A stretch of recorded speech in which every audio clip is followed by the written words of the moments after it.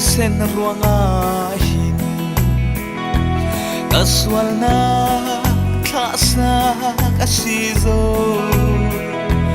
van mi pi khalalung oi ve rundam na zo tu kasizo ruanga one tu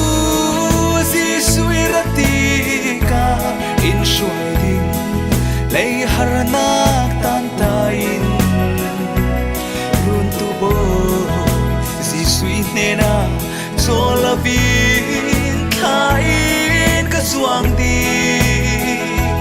sao la vi kein ka fading at nena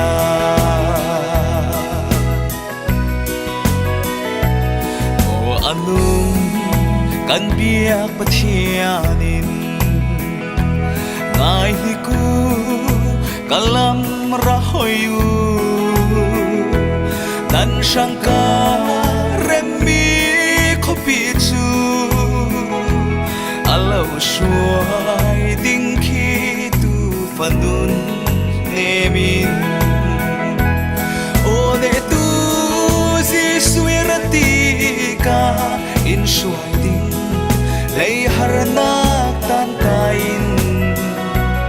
run tu bo si sui nena sola vin kain ka suang di sao la vi kein ka fading at nena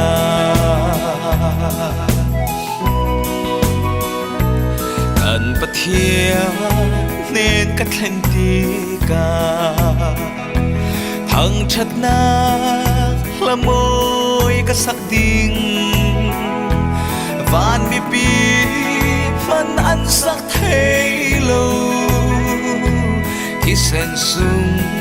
lối thằng chặt na là sắc đình ô để tu si suy ra ti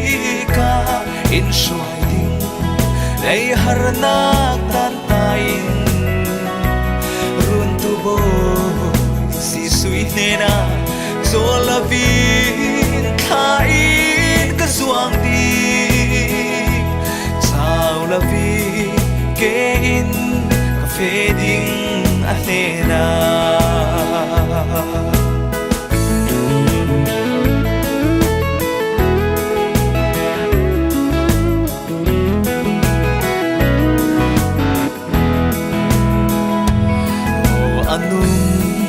kan biak pathianin ngai hi ku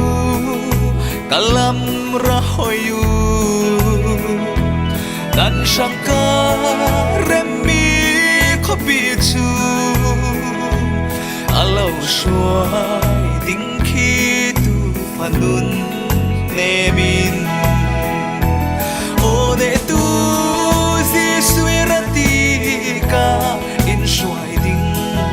lei haranak tan tain run tu bo si sui nena sola vin kain ka suang di sao la vi kein ka fading at nena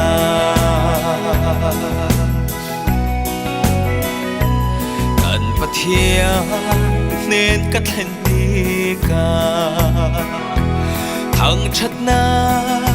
là môi cái sắc tình van mi pi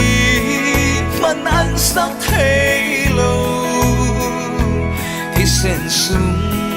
lối thằng chặt na là sắc tình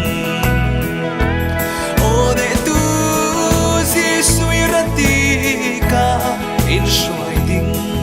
lei haranak tan tain run tu bo si sui nena sola vin kain ka suang di sao la vin kein ka fading at nena o de tu si sui ra ti ka in shuai ding lay haranak tanain run tu boy si sui nena zola vin kain ka suang di sao la vi kein ka fe ding